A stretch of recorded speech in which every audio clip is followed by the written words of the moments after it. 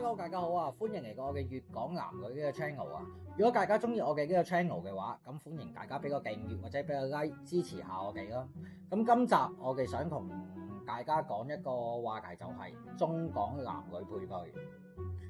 香港單身男女嘅數字統計，男嘅大約有94萬，女嘅大約有99萬。咁點解會有咁多男女單身呢？最主要係因為香港嘅經濟環境影響。香港係亞洲數一數二，我諗應該物價最高嘅地方嚟㗎啦。房租貴，物價高，交通費、生活費樣樣都貴。但係你往往係即係揾嘅人工都唔會追得到呢個通脹嘅，所以導致到好多香港嘅男女都會選擇一樣嘢，我唔結婚啦，我唔拍拖，唔生仔。同埋現今嘅社會，男女要求都高咗，咁所以咪好多男仔同女仔即係都處於呢個單身狀態咯。咁我身邊單身嘅朋友咁講翻俾我聽嘅，咁佢自己月入25000，咁住喺公屋同屋企人一齊住啊。咁佢都成日喺度講話，好想揾翻個女朋友嘅。咁佢試過喺網上啲交友 app 嗰度識女仔，咁識親嘅都係一啲咩美容嘅詐騙啊，即係又叫佢投資啊，又金融嘅詐騙呢啲，全部都好多都呃人嘅。咁再加上佢自己做 IT support，咁工作上面又真係好少接觸到即係女仔，同埋朋友介紹嘅女仔，就算睇啱咗之後都好啊，想識人啊。咁人哋個女仔一開口，即係已經即係問你話住邊啊，做啲乜嘢啊？你話我 OK，我住公屋嘅，即係我做份好悶嘅工嘅。咁呢個女仔已經即刻 say go 嘅喎，即係已經即刻派好人卡俾你，即係同你講話 OK 啦，下次飲茶啦，連交換 WhatsApp 個機會都未有，都冇咁嘅資格。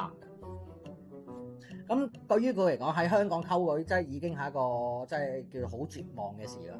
佢哥喺度講話，你要喺香港溝女，最低入場費、最低門檻嘅係乜嘢？第一要有車，第二要住私樓，第三就係你要人工高。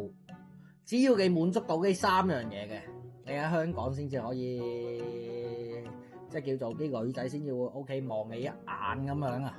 嗱，呢個就係佢反映翻出嚟嘅。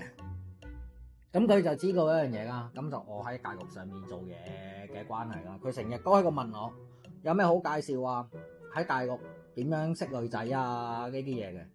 咁我咪問翻佢一句咯。咁你想揾翻個你要係拍拖玩下嘅女仔啊，定係你想要係揾啲結婚啊，即係你大家真係諗將來嘅女仔？跟住佢都答翻我一句噶，佢自己都唔細噶，即係我自己都唔細噶。我都想揾個結婚嘅對象，咁我咪同佢講咯。你而家上網揾嗰啲婚姻即係姻緣中介、婚姻介紹、中港介紹嗰啲公司咯。跟住佢好啦，佢聽我講完之後，佢就真係上網揾咗呢啲中港配對姻緣介紹嗰啲公司。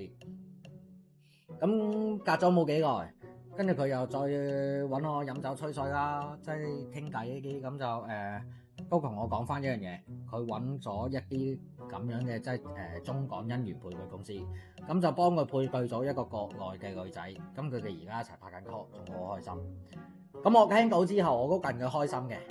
喂，哇，仲要揾嗰個女朋友啦。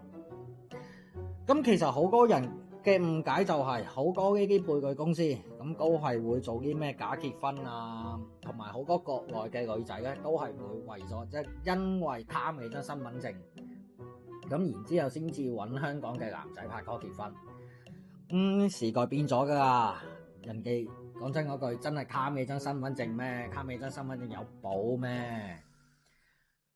分鐘人哋喺國外嘅生活，佢仲好過你喺香港嘅生活，咁我使咩要貪你張身份證？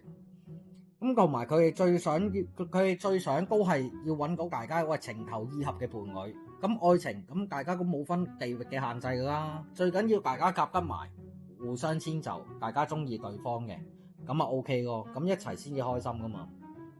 咁今集咧嘅故事就講到呢度啦。如果大家想了解多啲中港姻緣配對同埋一啲感情上嘅問題咧，咁可以喺下面留言，咁我會慢慢逐一咁解答俾你哋嘅。咁多謝晒先，多謝，拜拜。